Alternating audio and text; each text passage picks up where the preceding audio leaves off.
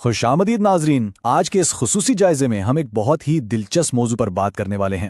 ہم 2016 کی ایک ایسی کلینکل سٹڈی کا جائزہ لیں گے جس میں ایک انتہائی روایتی اور قدیم طریقہ علاج یعنی حجامہ کو ارک النساء، جسے عام طور پہ شیاٹکا کہا جاتا ہے، کہ شدید درد کے خلاف آزمایا گیا ہے۔ یہ دیکھنا واقعی کمال ہوگا کہ ایک صدیوں پرانا طریقہ علاج آج کے جدید طبی معیارات اور سائنسی اعداد و شمار کی کسوٹی پر کیسے پورا اترتا ہے۔ تو چلیے شروع کرتے ہیں۔ اچھا، آگے بڑھنے سے پہلے ذرا ان اہم نکات پر ایک نظر ڈال لیتے ہیں جنہیں ہم آج کور کرنے والے ہیں۔ ہم شیاٹکا اور حجامہ کے بنیادی تعارف سے شروع کریں گے، پھر اس کلینکل سٹڈی کے ڈیزائن، کپ لگانے کے انتہائی اہم مقامات، اس کے تفصیلی طریقہ کار اور آخر میں حاصل ہونے والے نتائج پر بات کریں گے۔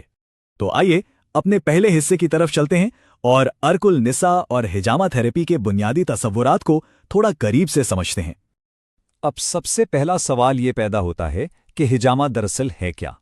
سادہ الفاظ میں کہیں تو یہ ایک ایسا میکینیکل عمل ہے جس میں سکشن یعنی کھچاؤ اور جلد پر بہت ہی معمولی نوعیت کے کٹ لگائے جاتے ہیں۔ اس کا بنیادی مقصد یہ ہوتا ہے کہ جلد کے بالکل نیچے جو رکا ہوا خون یا فاسد سیال مادے جمع ہو گئے ہیں انہیں باہر نکالا جائے تاکہ جسم میں دوران خون بہتر ہو سکے۔ ایک اور دلچسپ بات یہ ہے کہ وقت کے ساتھ اس کے آلات میں کتنا بڑا بدلاؤ آیا ہے۔ ماضی میں اگر آپ دیکھیں تو اس طریقہ کار کے لیے بانس، ہٹی یا پھر جانوروں کے سینگ استعمال کیے جاتے تھے، لیکن آج کی جدید کلینکل پریکٹس بالکل مختلف ہے۔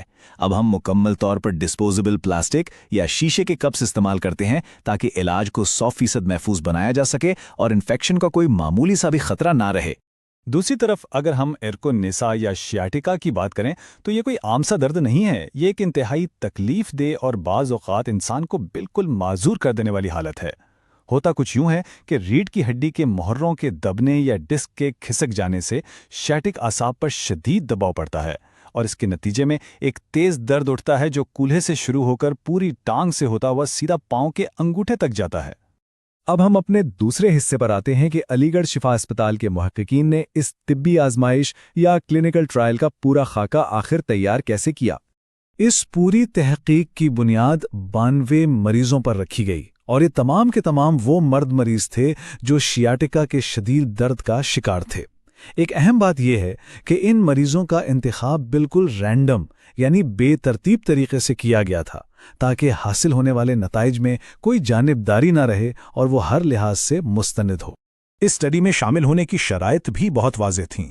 مریضوں کی عمریں 18 سے 75 سال کے درمیان ہونی چاہیے تھیں اور یہ وہ لوگ تھے جو درد کم کرنے کے لیے پہلے سے ہی دردکش ادویات کھا رہے تھے۔ ان پر جو علاج آزمایا گیا وہ ایک بڑی سخت ٹائم لائن پر مبنی تھا۔ ہر مریض کے مکمل 3 سیشنز کیے گئے اور ہر سیشن کے درمیان ٹھیک 15 دن کا وقفہ رکھا گیا۔ آئیے اب اس تحقیق کے سب سے اہم اور تکنیکی پہلو کی طرف بڑھتے ہیں، کپ لگانے کے مخصوص مقامات۔ یہ جاننا بہت ضروری ہے کہ جسم کے کن حصوں کو خاص طور پر ہدف بنایا گیا۔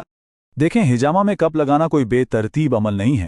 اس سٹڈی میں ایک انتہائی وسیع اور باقاعدہ حکمت عملی اپنائی گئی۔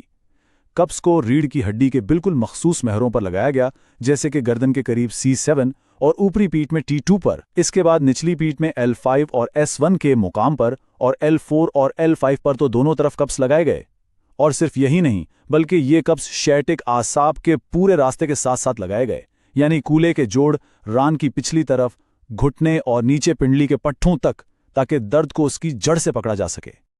اب ہم چوتھے حصے کی طرف چلتے ہیں جہاں ہم اس طریقہ کار کے ان 5 مراحل کو دیکھیں گے جنہیں کلینک میں عملی طور پر اپنایا گیا۔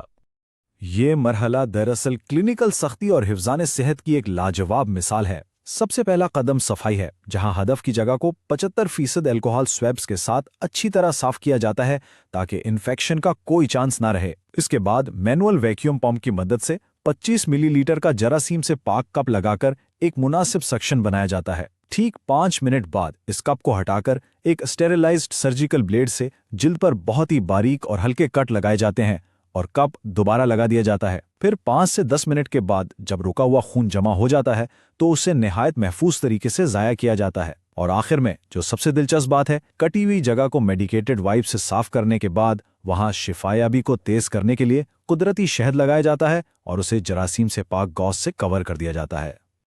تو اس قدر محتاط طریقہ کار اور سخت پروٹوکول سے گزرنے کے بعد اب باری آتی ہے ہمارے آخری حصے کی، یعنی یہ دیکھنے کی کہ درد میں کتنی کمی واقع ہوئی۔ اور سچ پوچھیں تو اصل کہانی ان اعداد و شمار میں چھپی ہے۔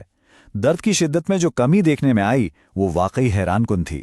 درد کو ماپنے والے پیمانے یعنی نومیرک پین ریٹنگ سکیل کو دیکھیں۔ علاج سے پہلے مریضوں کے درد کا اوسط سکور اپنی آخری حد یعنی 10 پر تھا، اور علاج کے بعد یہ گر کر سیدھا 4.89 تک آ گیا۔ ذرا تصور کریں، درد کی سطح میں یہ نصف سے بھی زیادہ کمی میڈیکل سائنس کے اعداد و شمار کے لحاظ سے کوئی چھوٹی بات نہیں ہے۔ اگر ہم کامیابی کی مجموعی شرح کو بالکل غیر جانبدارانہ انداز میں دیکھیں تو یہ سچ ہے کہ تقریباً 1/3 مریضوں یعنی 32.6% کو اس تھراپی سے کوئی خاص فرق محسوس نہیں ہوا۔ لیکن جو بات سب سے زیادہ اہمیت رکھتی ہے وہ یہ ہے کہ 2/3 سے بھی زیادہ یعنی 67% مریضوں نے درد میں نمایاں اور واضح آرام محسوس کیا۔ محققین نے اپنی اس تحقیق کے اختتام پر جو نتیجہ اخذ کیا وہ بہت واضح تھا۔